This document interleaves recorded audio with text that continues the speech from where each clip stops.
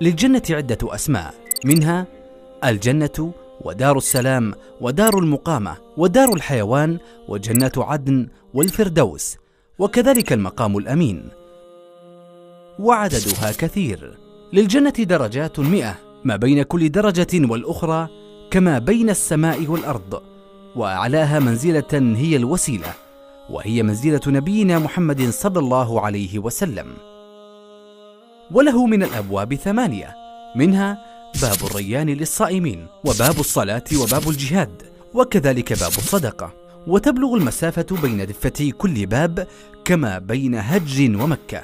وللجنة خزنة وبوابين عند كل باب، وكبيرهم اسمه رضوان. ومفتاح الجنة شهادة أن لا إله إلا الله. وأول من يقرع باب الجنة هو نبينا محمد صلى الله عليه وسلم. وتعد أمتنا أمة محمد عليه الصلاة والسلام هي أولى الأمم دخولا لها، وكذلك أكثرهم فيها. وتربة الجنة هو المسك الخالص، وفي الجنة جنابذ من اللؤلؤ، وفيها خياما من لؤلؤ مجوف. وفي الجنة شجرة يسير الراكب الجواد في ظلها 100 عام لا يقطعها.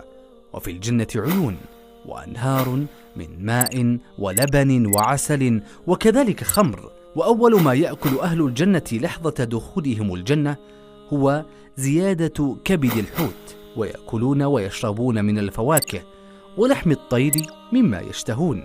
ولا يحتاج أهل الجنة أكرمكم الله للخلاء، ولا يصيبهم المرض.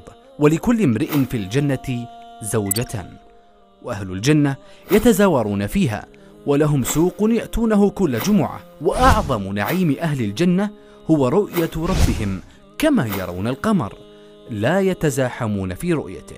وفي نهاية هذه الجولة السريعة والماتعة في نعيم الجنة وصفتها، ستكون قررت التزود بعون الله من أعمال الخير وأعمال البر.